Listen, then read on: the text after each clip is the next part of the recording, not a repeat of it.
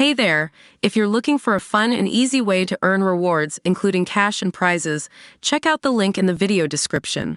A prominent California sheriff has declared his allegiance to Donald Trump ahead of the 2024 election. Riverside Sheriff Chad Bianco made the proud proclamation in a video posted to social media Saturday, joking that he was changing teams in the process.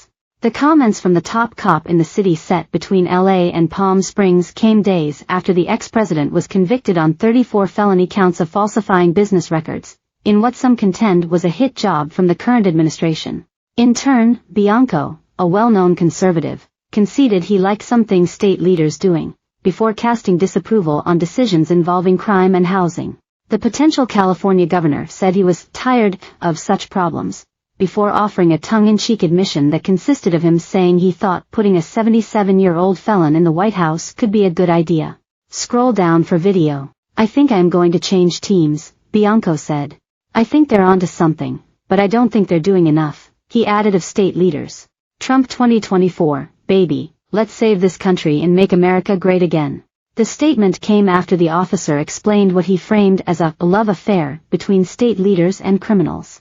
This, he said, is based on a belief that criminals are not responsible for their own actions after the crime rate in Riverside County reached 39.04 per 1,000 residents last year, one of the highest in the country.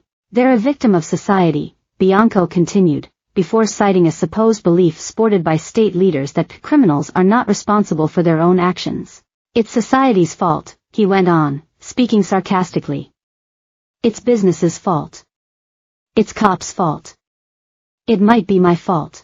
He went on to note how some state leaders have criticized their respective judicial systems and law enforcement for being systemically racist, a claim that has seen some repeat offenders released to combat supposed bias.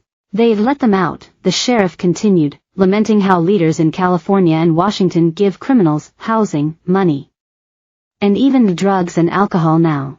Bianco said he was tired of such treatment, conceding that his colleagues in the Golden State have been wrong to implement such guidance.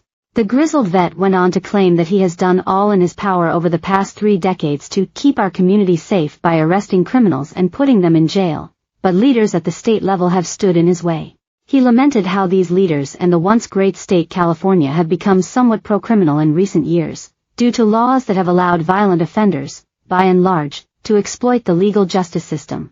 "For the last 5 years I've been very critical about our governor for slashing our budgets from corrections, for letting prisoners out early, for closing our prisons," he said, for years after taking a knee in solidarity with Riverside protesters following the murder of George Floyd. "I've been critical of our state legislature for passing laws to make it harder to put people in prison. I've been critical for their changing laws that let prisoners out early. And I've been critical of our Attorney General for seemingly not caring about crime. I think it's time we put a felon in the White House," the officer went on to assert. The Attorney General of California, Robert Andres Bonta, has held the post since 2021.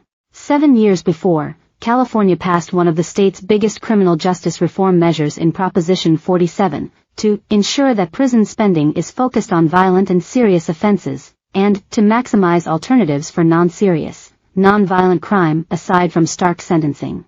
Democrats, during the span, touted the guidance as both progressive and effective, but after about a decade in, are having second thoughts. That's due to a growing sense in the state that property crimes have spiraled out of control, leading more and more state leaders to call for some sort of overhaul of the 2014 ballot measure. It's a major shift from a decade ago when Californians approved the initiative in hopes of seeing numbers for drug possession and property crimes dissipate, by classifying them as misdemeanors rather than felonies to misdemeanors. The reversal from previous tough-on-crime laws has largely failed, state data shows, with Sh.